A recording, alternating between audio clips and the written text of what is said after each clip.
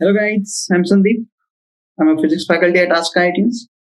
And today we are going to start a brand new chapter which is called as sound. Okay. So sound, what is sound? So yes, I'm speaking. Yes, it is sound. That's right. Then does this sound have force? Can sound apply the force? Tell me. Think on that. Is there any condition or any example have you ever seen that sound is applying some force? Is there? Think on that. Okay.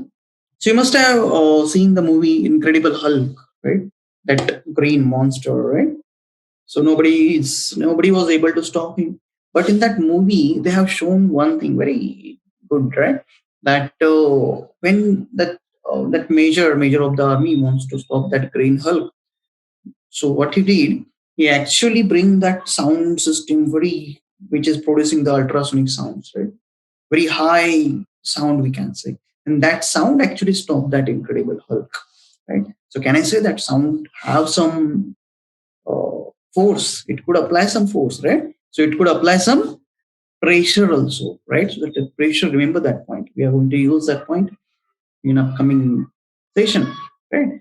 So yes, force can apply some pressure. Very simple thing to understand, right? Good. So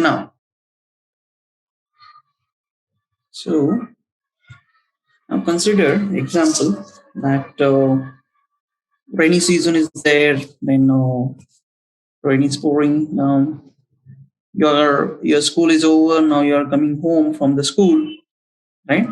Now consider on the road if you see one pothole there, pothole which is filled with water, right? Water from rain, obviously mud water, you can say.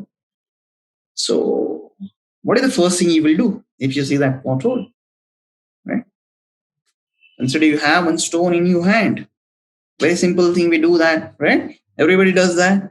So in the pothole where there is a water, consider this is a pothole, water is there. So you are going to throw the stone inside the water, right? Yes. So what you are observing when you throw that stone inside the water, what will happen, right? If you observe it very carefully, there will be some, let's say, yes. So consider here that stone is dropped. What will happen? There will be ripples of water generated at that particular point, right?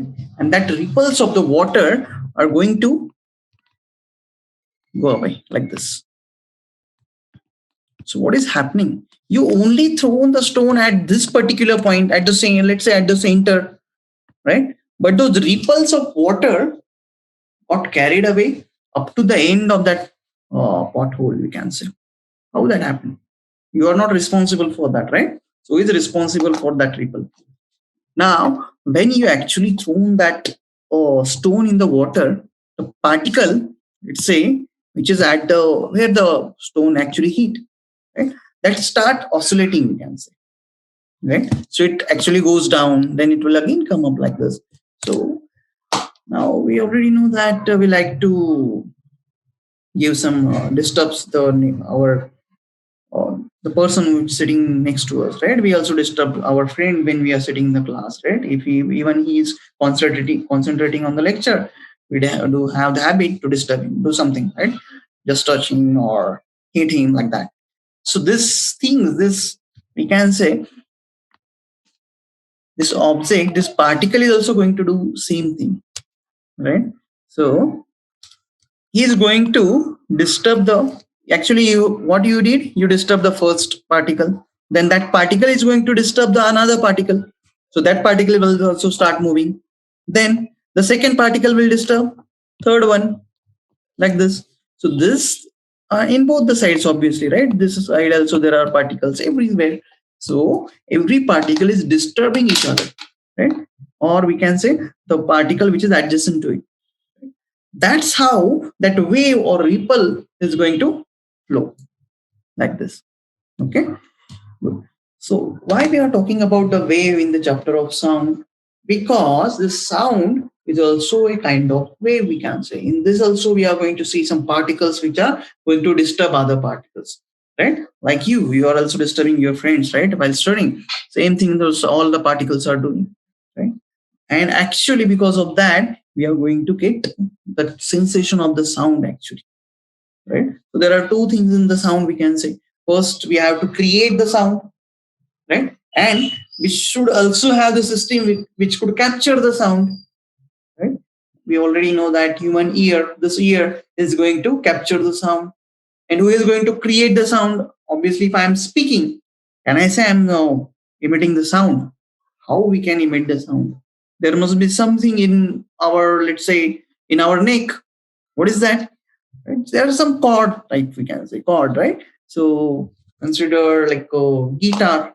Guitar case have that strings attached, and when we move or give some vibrations to that string, then it is going to get produce some sound. Similarly, can we say that yes, human, there must be some organ in human neck, right, which is actually responsible for creating some sound effect.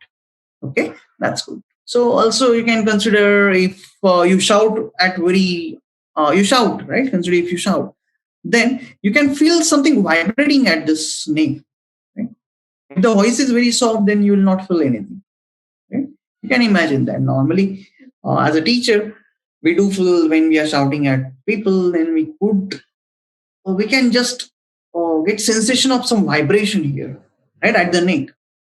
But yes, so you can also do the same thing. Go on the terrace and shout very loudly. Then obviously we'll also sense some vibrations are there. Okay, so those vibrations are what? Vibrations are nothing but the disturbing the adjacent particles. Same thing, right? So can I say now that sound is something related to vibrations? Am I right? Yes. Can we say that it is related to vibrations? Now take one example. You must have heard of the Nokia phones, right? In our time, when I was student, right, we used to have those Nokia phone. You must have seen those things in memes, right? Now, some Instagram or anywhere somewhere, right?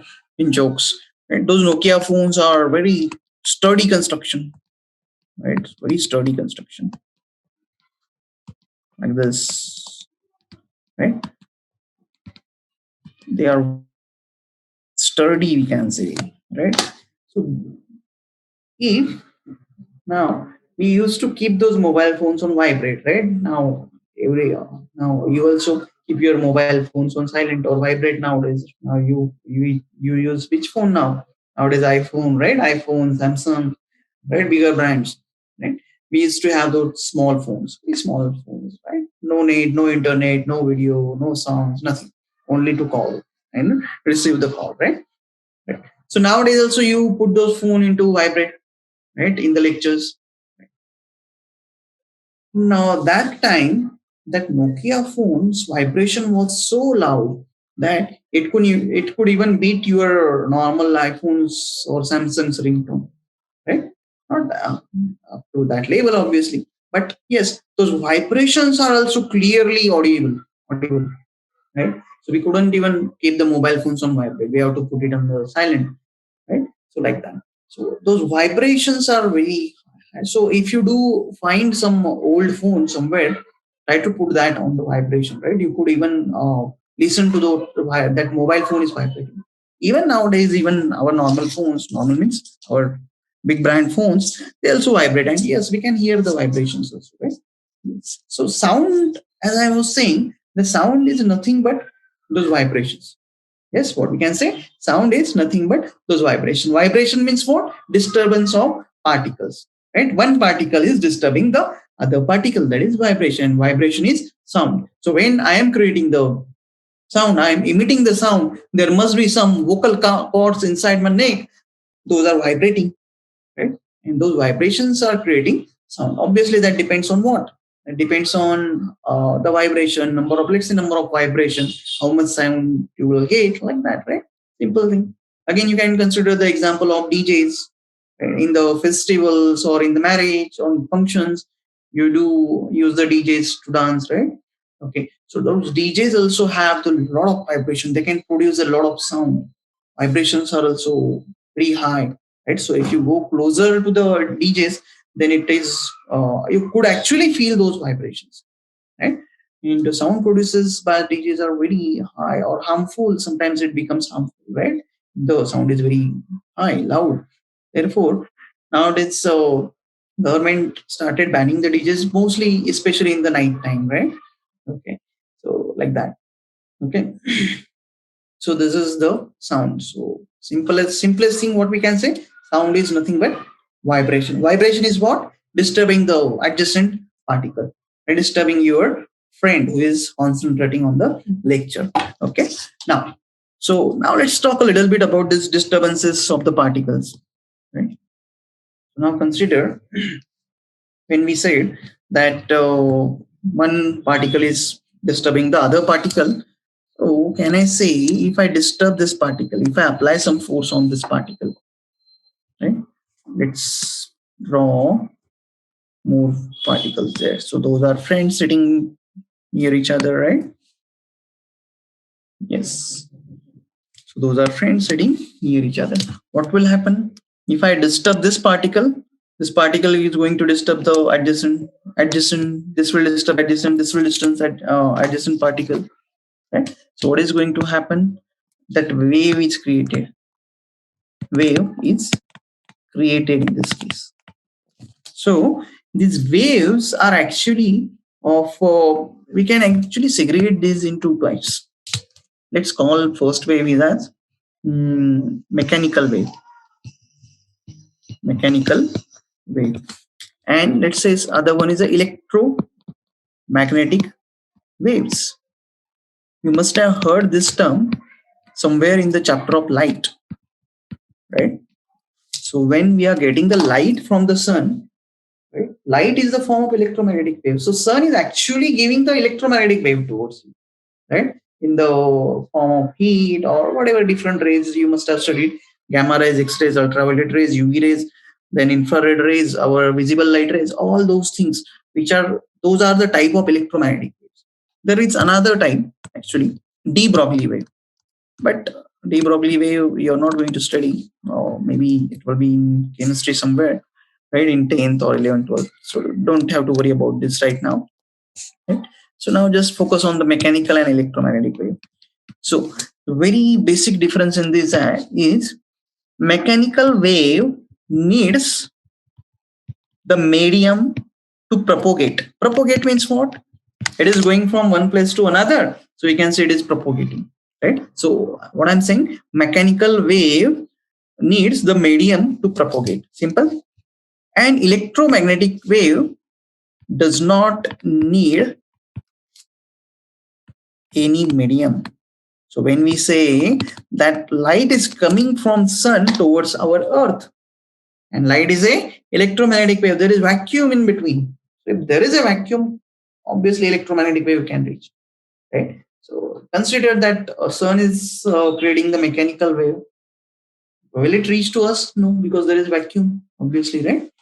Again, this mechanical waves, we can convert this into two parts again. One is a transverse wave. Transverse, and second one is a longitudinal wave. Now, our sound is a longitudinal wave, remember. So when we say sound is a longitudinal wave, and let's say our light is a electromagnetic wave. So obviously light is coming from sun towards us, right? Now also remember, in the sun is producing a lot of heat, right? So how it is happening? Can we say there must be something very large nuclear reactions are happening, right? Like that nuclear bomb on the Hiroshima, Nagasaki, like that, right? Something should happen like that, right? Can we imagine that there must be a lot of sound also producing by the sun? Yes. Can we listen to that sound? No. Why? Because sound is a longitudinal wave, and longitudinal wave requires the medium to propagate. Light does not require. So light comes to us, sound does not come. Okay. So what is the difference between transverse wave and longitudinal wave? In just right now, just remember in transverse wave, particle, if considered, if the wave is going like this in this direction, then particle vibrates. We know that they are vibration. Vibration is sound, vibration is waves, right? Similar to that. So particles vibrate perpendicular. So I'll write here, particles vibrate perpendicular to what? To propagation of wave. Means what? Wave is going from some direction. It has some direction, right? Here you can see that first particle is striking to second, second is to third. So there is a direction to this wave, right? So in transverse wave, particle is going to form perpendicular vibration there, right? In longitudinal wave, remember, if the wave is propagating like this, then this particle performs the vibration like this, right? Okay, so I can say particles vibrates parallel, right? Parallel to what? Propagation of wave. Okay, so this is the type, and as I said, that sound is our longitudinal wave. Okay, now let me ask you one question. Try to answer that. Try to think on that. Consider, now we know that humans are going on the moon, right? Yes. So consider one astronaut is on the moon now, and one astronaut is, let's say, it just on this in the space rocket near the surface of the moon. Right? If the astronaut, which is who is on the moon, calls or shouts at a astronaut which is at the in the space, right? Obviously, they are closer, we can say. So, can the second astronaut listen to him? Right? So tell me, think on that. This is all dependent on whatever we have written here, right? And let me tell you one more thing. There is no atmosphere on the moon. If there is no atmosphere, there is obviously vacuum. There is no medium there, right? Yes. So that's right. If there is no medium, can sound propagate? No. Why? Because sound is a longitudinal wave. Longitudinal wave cannot propagate. It needs the medium, right? Okay. So this is the important thing. So now let's see what we are going to cover in this session. That first of all, definition of sound. Then we have production of sound. Then how it is produced, right? Then propagation means what? How it moves actually. And what happens if the temperature is increased, right? What happens in the summer or winter like that? What effect does that have? Temperature have on the sound? All those things we are going to see. Okay, sure. So first of all, what is sound? Sound is a mechanical wave. We know that mechanical wave had two types. One is transverse, second one is a longitudinal. So yes, sound is a longitudinal, which is the type of mechanical wave. So what I can say, sound is a mechanical wave that results from back and forth vibration of particles of the medium. Right? Again, it's repeat. Sound is what? It is a mechanical wave. Right? How it's got generated? It results from back and forth vibration of particle. I told you that the longitudinal wave is what? It is vibrating parallel to propagation. Parallel to means we can say it is propagating back and forth. Okay, back and forth vibration of the particles of the medium through which the sound wave is moving. Of the medium means what? Which particle? Right? If the sound is propagating through air, we can say yes, it can propagate through air, right? Because air is not a vacuum. So air has some particles, and those particles are performing what? Back and forth motion. Right? So what is the meaning of that? Right? So let's see this diagram. This is a human ear, right? The human ear obviously can detect the sound. Sound means anyway what? It can detect the vibration. Okay. Who is producing the vibration? What is this called? Have you heard this thing somewhere? This is called as tuning fork. Tuning fork. What is tuning fork now? Right? So I don't know whether you have seen this instrument in your lab, but It is a small instrument like this, which do have two arms, steel instrument we can say.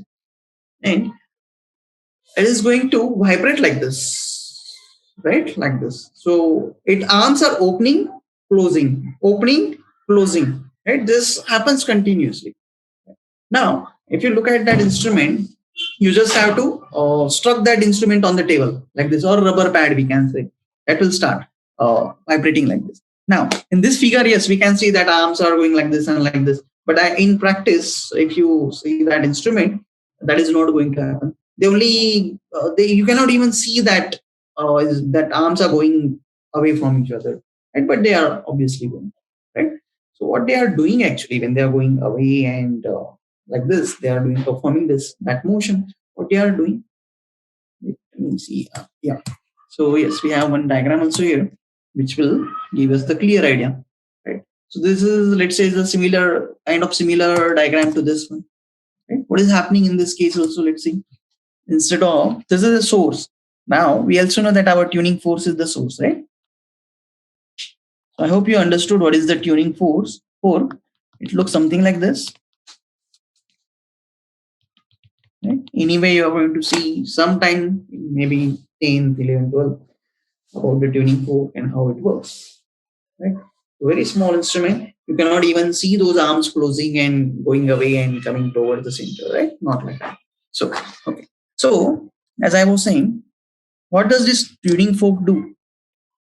Consider that arm goes away like this. Now consider this arms goes away. Simple thing we can understood. Right? If this is the air in between, what is happening to the first column? Let's say this is the first column. What is happening that when that arm is going away, that first column is going to go towards the second column. Right? So can I say first column is compressing the second column? First column is compressing the second column. Right? Resulting, you can see at the start that 3-4 columns are coming very closer to each other, right? So what we can say that initially that 4 columns were, let's say 4 columns were like this. What happened? Because of that tuning fork, when that arms goes away, those 4 columns become very close to each other, right? So can I say that volume, whatever volume they have, volume here is decreasing. Now they are these 4 columns of the particles of the air we are saying in this case, those have taking those are getting compressed, right? So volume is decreasing. If the volume is decreasing, obviously we can say pressure is increasing in that case, right? So this part is called as a compression. Okay. Okay, so you can see in this diagram, very nice animation is there, right? So here, those particles are, every particle, every column we can say, are sometime in term, there is compression sometimes, right? Okay. So this is the first part. Now tell me what will happen. What will happen if that arms of the tuning fork comes closer to the center, right? So actually, can I say they are creating some more space for this first column of the air particle? Yes. So it will have more space now. So if it have the more space, what will happen? Those 4 columns, suppose these are the 4 columns. So originally they will get separated like this, right? You can see some part of the air. Yes, this part, let's say this part, at for some particular time, they are getting away from each other, right? So this is called as compressing. The other part is called as rarefaction. Obviously, can I say their volume increases, so pressure should decrease, right? So there are 2 parts in this type of wave, which is actually, it is a longitudinal wave. As you can see that wave is also going into this direction, and particles you can see concentrate on each of the wall or each of the particle. It is vibrating like this, right? So can I say it is parallelly vibrating? Yes. Parallel to what? Propagation of wave. Propagation of wave means here. This is propagation of wave. So it is a longitudinal wave. Yes, it is longitudinal wave. So there are two types, two parts of the wave we can say. One is called as compression, and let's call the second one as rarefaction. Right? Compression means those all the particles are coming closer to each other. They are occupying the less volume. Volume decreases. What happens? Pressure increases. I told you, pressure is the important concept in our sound. Sound applies pressure. We know that part. Okay. So rarefaction. Rarefaction means what? Those all particles are going away from each other, and pressure is what? Pressure is decreasing. It is called as rarefaction. Okay. So this is the work of this. So tuning 4 you can see, right? So here you can see the particles here for some part, right? For those wave, some particles are very close to each other, and for some part there is not even the particles, very less particles are there, right? Particles which are getting collected towards each other, we can call it as compression, and other part is called as rarefaction. Okay, good. So we understood this concept now. Compression and rarefaction. So what we studied, first of all, waves. There are two main types. One is mechanical wave, other is electromagnetic wave. Electromagnetic wave does not need any medium, and our mechanical waves needs medium. Mechanical again have two parts. First one is a transverse wave. Second one is a longitudinal wave. And our sound is what? Sound is a longitudinal wave. And all the waves are created by what? Disturbance of the particles. Okay. Sure. So these are some simple definition of the sound. Now let's see how this wave is produced. So obviously, as we already said, that sound is produced when something vibrates. Even we are speaking means we are creating some sound. So there must be something in our neck which is vibrating, right? When the mobile produces the sound, it vibrates. Even when you are putting it on the ringtone, obviously that is sound, and sound is nothing but vibration. Okay. Then this vibrating body, whatever vibrating, like tuning fork you can say, or string of the guitar you can say, or your mobile you can say, that vibrating body causes the medium, whichever medium, water or air around it to vibrate, right? And these vibrations are called as longitudinal waves, right? And whenever those waves reach to our ear or eardrums, we can say, then we get the sensation of the sound. Okay. So how it propagate, we have already seen that there is a compression and rarefactions, right? So remember, sound is a sequence of waves of pressure. Pressure means what? Sometimes it is going to decrease, sometimes it is going to increase. So it is the pressure which propagates through compressible media. Compressible media means what? The media should get compressed, right? Because those particles should get compressed. That's the important thing. Then only particles can vibrate, disturb each other, right? Such as air and water. Sound can propagate through solids as well. Now you will say that yes, so that air particles are free to vibrate. But what about sound? Yes, sound can also propagate through the solids. Right?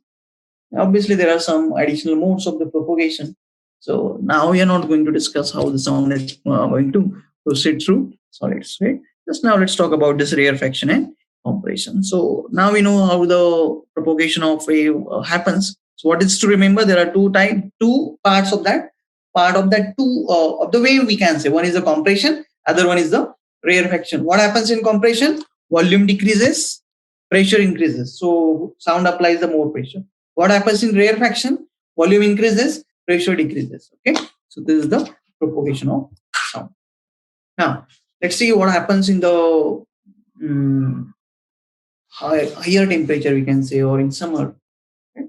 So normally we do not observe these things, but remember what happens in the summer or when the air becomes very warm, right? Hot air we can say. So in hot air, those molecules or particles, we can say, particles of medium or air, they have the more energy. Obviously, it is very easy to understand, right? In the summer, we do have the more energy than the winter. We like to sleep for more time in the winter in the morning, right? But in summer will have the more energy. So particles will also have the more energy. If they have the more energy, they will they will move faster. They will vibrate faster. So if they are vibrating faster, can we say that compression rarefaction will happen faster? Yes. So if it is happening faster, sound wave can travel faster. Very simple. Very simple thing, right? So the speed of the sound in room temperature they have given, it is 346 meters per second. So remember, there will be some questions on this, that what is the speed of the sound, what is the distance covered, what will be the time taken, etc., etc. So we can easily give the answers of those. Okay. So as I said, what happens in the temperature? If the temperature increases, particles vibrate with more speed. Then if they are vibrating faster, obviously sound wave will move faster. So speed of the sound in the higher temperature will be more. Right? Very easy to understand. Okay. So this is the whole thing, theory part of our first session. So let's solve some questions. Which wave property determine loudness and pitch? Okay. So what is loudness and pitch? So first of all, let's talk about that. So loudness means obviously you can see how loud is the sound, right? Simple. So there is a wave. There is a wave, obviously. Consider this is called as a transverse wave. Right? And we know the longitudinal waves have rarefaction. So suppose this is compression and this is rarefaction. So this is longitudinal wave and this one is the transverse wave.